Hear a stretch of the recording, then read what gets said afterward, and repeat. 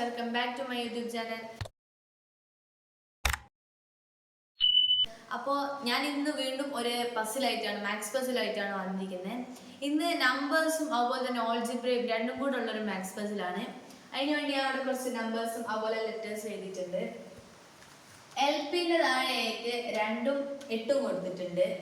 U പിന്റെ താഴെ 3ഉം 7ഉം. H എസിന്റെ താഴെയായിട്ട് 2ഉം പിന്നെ അവിടെ വേറെ ഏതൊരു സംഖ്യ വരും. അതാണ് നമുക്ക് കണ്ടുപിടിക്കേണ്ടത്. നമുക്ക് തുടങ്ങാം.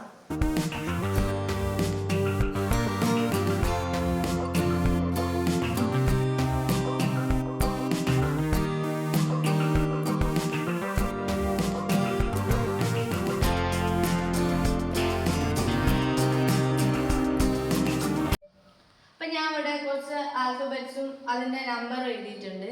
നമ്മൾ ഈ പസിൽ കാണുന്ന പോലെയല്ല, ഭയങ്കര സിമ്പിൾ ആയിട്ടുള്ള ഒരു പസിലാണ്.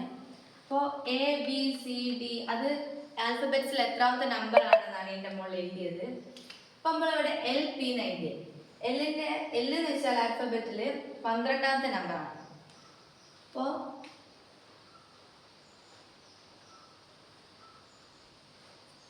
12 കൂട്ടണം P എന്ന് വെച്ചാൽ ആൽഫബറ്റിൽ 16ാമത്തെ നമ്പറാണ്. അപ്പോൾ 16. അപ്പോൾ ഈ ഒരു നമ്പർ നമ്മൾ ആഡ് ചെയ്താൽ കിട്ടുന്ന സംഖ്യയായിരിക്കും ഇവിടെ ഉള്ളത്. 2ഉം 6ഉം 8, 1 1 2, 28ആണ് ഇവിടെ ഉള്ളത്. അടുത്തത് UP. ഇപ്പൊ യുവിന്റെ താഴെ ഉള്ളത് 21ആണ്.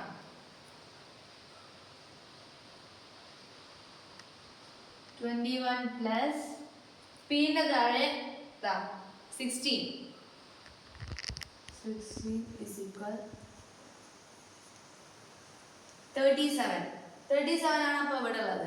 അപ്പൊ നമുക്ക് HSന്റെ താഴെ എന്താന്ന് നോക്കാം. അപ്പൊ H ഇവിടെ ഉണ്ട്.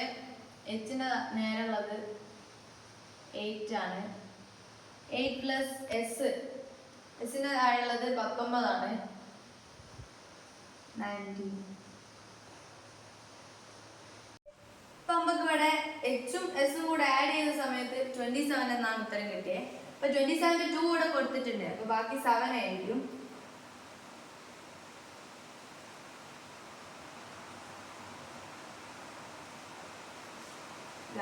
ഇത് ഒരു എളുപ്പമുള്ള ഒരു പസിലാണ്.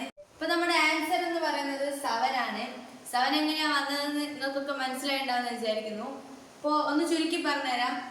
ഇത് 2 ആൽഫബറ്റ്സ്. ആ ആൽഫബറ്റ്സിന്റെ നമ്പർ നമ്മളിവിടെ എഴുതിയിട്ടുണ്ട്.